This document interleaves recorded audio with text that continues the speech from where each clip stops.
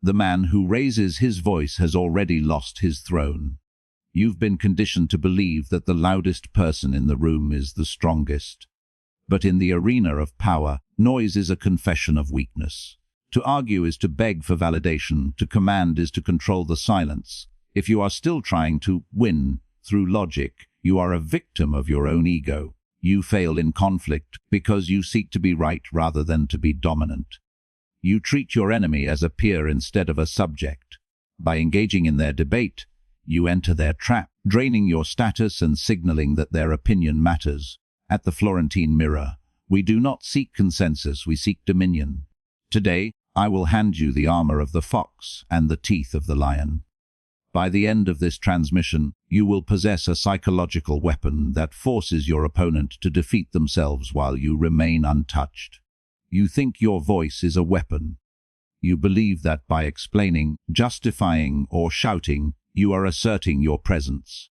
You are mistaken. Every word you utter in your own defense is a link in the chain they use to bind you. You follow the moral advice of communication experts who tell you to be assertive and open. This is the path of the lamb. 99% of men fail because they crave the petty satisfaction of being understood.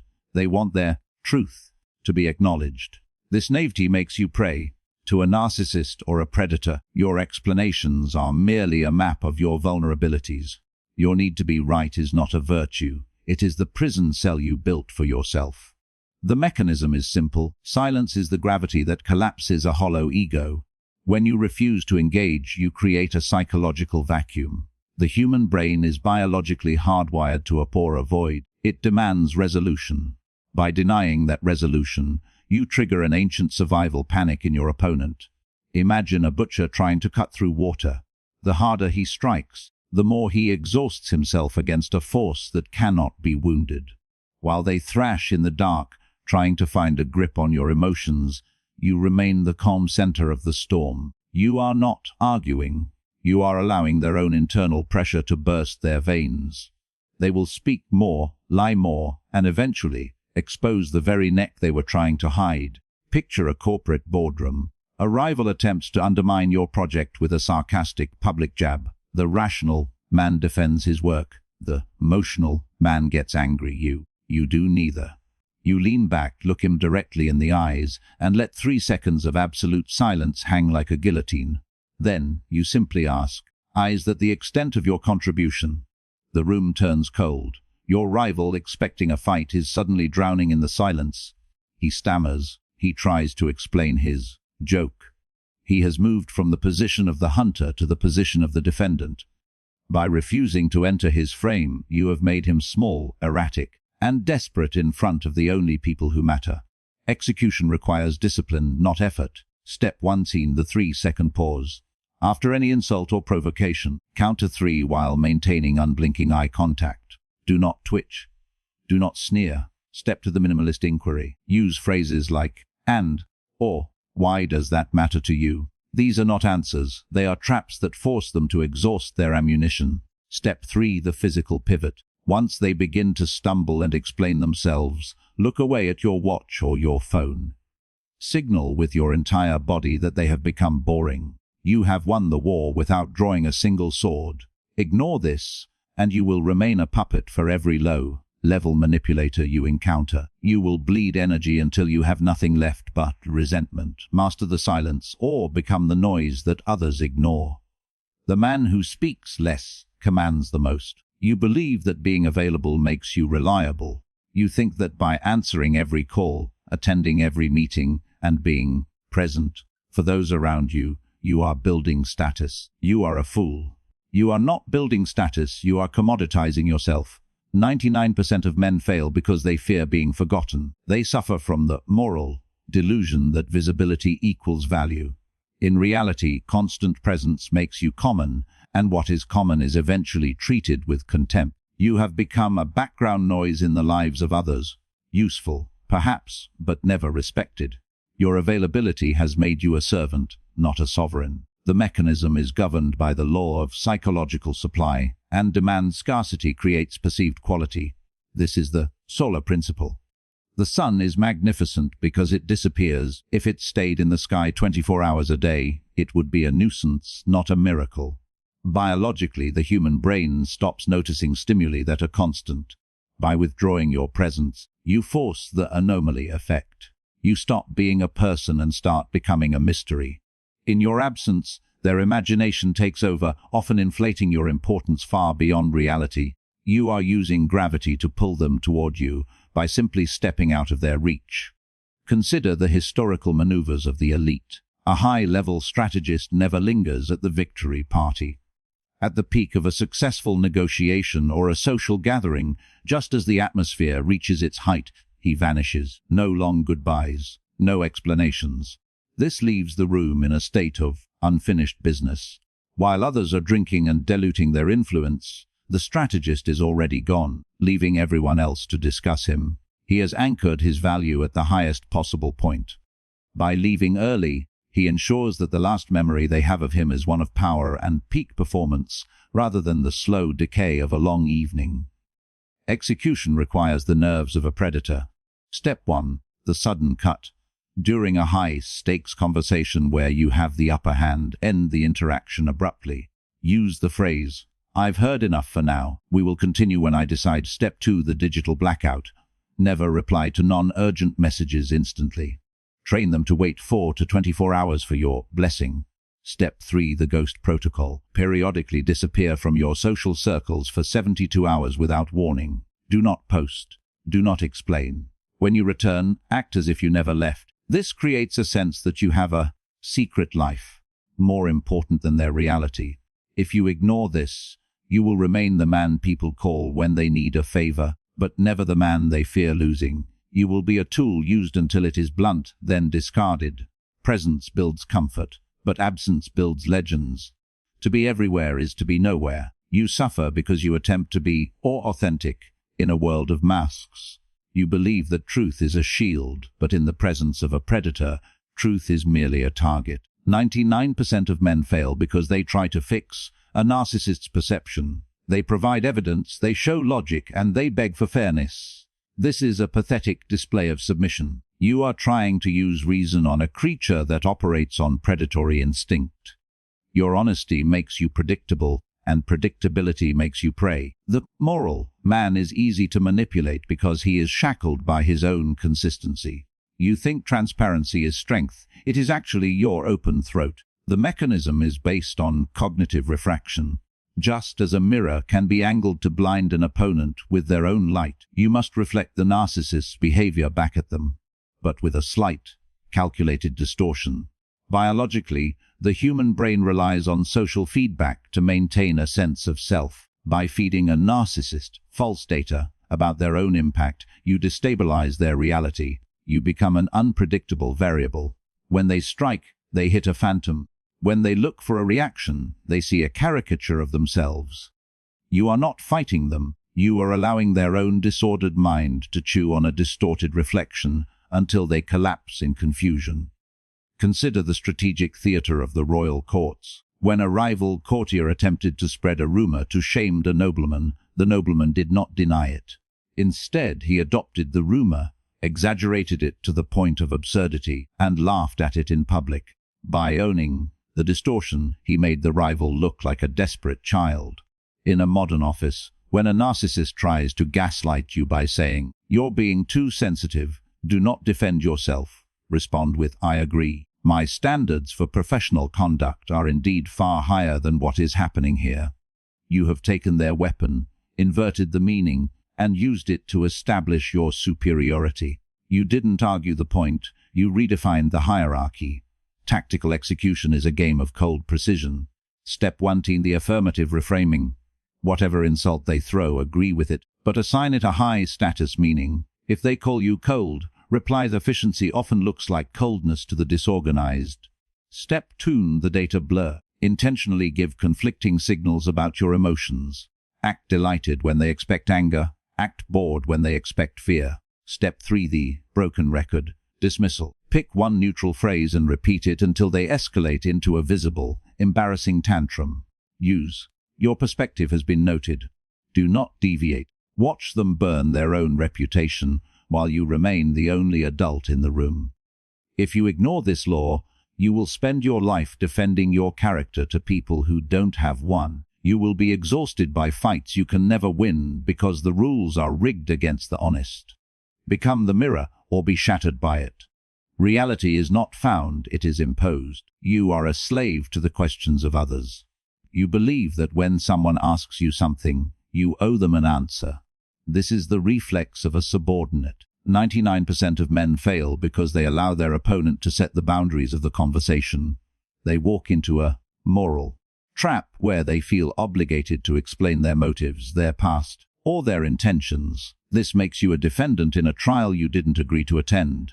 Mock your own desire to be cooperative. Cooperation is the language of the herd. The predator dictates the terms.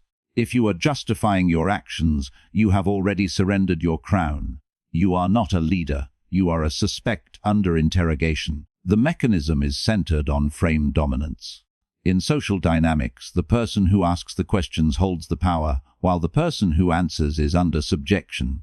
Biologically, the human brain is wired to seek social harmony, making it naturally inclined to follow the lead of a dominant personality. By refusing to answer and instead questioning the questioner, you perform a neural hijack. You force their brain to switch from attack mode to defense mode. You are like a fortress that doesn't just block the arrow, but turns the arrow back into a flaming projectile against the archer. You aren't playing their game, you are forcing them to suffocate in yours. Consider the rise of Napoleon. He didn't just win battles, he won the peace by never allowing anyone to set the agenda for him. In a modern high-stakes negotiation, if a client says, "Your price is too high, explain why," the weak man starts listing features and benefits. The sovereign man simply pauses, looks them in the eye and asks, "Compared to what level of failure are you measuring my price?" Suddenly, the client is the one explaining their budget, their fears, and their needs. You haven't lowered your price. You have forced them to justify why they deserve your time. You have transformed a demand for an explanation into a confession of their own inadequacy. Tactical execution requires the ice-cold detachment of a judge. Step 1: the immediate redirection. Never answer a why question directly. Respond with, "That's an interesting thing for you to be concerned about. What is your real objective here?" Step 2: the meta-commentary. Call out their tactic. If they try to guilt you, say, "I see you're trying to use guilt to gain leverage. It's an old trick. Do you have anything more substantive?" Step 3: the controlled exit. Once you have shifted the frame, end the conversation on your terms. Use: "I've given you the only information you need. Let me know when you're ready to proceed professionally." If you ignore this, you will spend your life answering to men who are beneath you. You will be a tool in someone else's plan, forever explaining yourself to people who don't matter. Master the frame, or be framed by others. He who defines the problem owns the solution. You are obsessed with the show of strength. You believe that to back down, even for a moment, is a stain on your honor. This ego-driven rigidity is your greatest liability. 99% of men fail because they fight every battle with maximum force, exhausting their resources on inconsequential skirmishes. They follow the moral path of standing their ground, which is often just a fancy term for being a stubborn target. Your pride makes you brittle. A narcissist loves a man who stands his ground because they know exactly where to strike. You think resistance is power. In reality, it is the handle by which your enemy flings you into the abyss. You are not a warrior, you are a predictable wall waiting to be breached.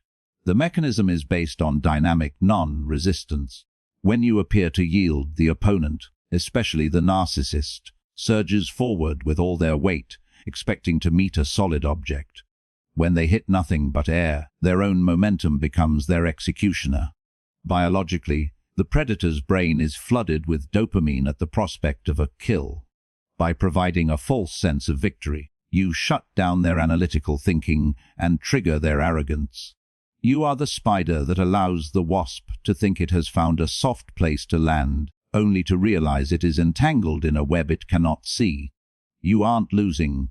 You are simply choosing the terrain where the enemy will eventually bleed out. Consider the tactical genius of the Mongols. or the retreating maneuvers of Hannibal at Cannae. They didn't hold the line, they let the center collapse. In a modern conflict, perhaps a legal battle or a smear campaign, the weak man fights every lie. The sovereign man concedes the small things. You're right. You might say with a slight, knowing smile, I have been difficult to work with lately. The narcissist, drunk on this admission, stops attacking and begins to gloat, revealing their true plans or getting sloppy with their narrative.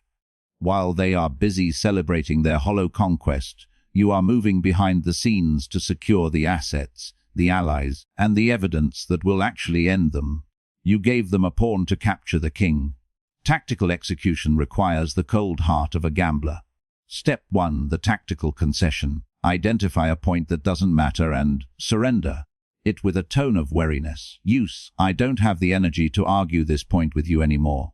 You win. Step 2. The ego feed. Once you've yielded, ask them for advice on how they reached such a brilliant conclusion. This keeps them talking while you gather intel. Step 3. The silent repositioning. Use the peace you've bought with your surrender to execute your real strike in a different arena.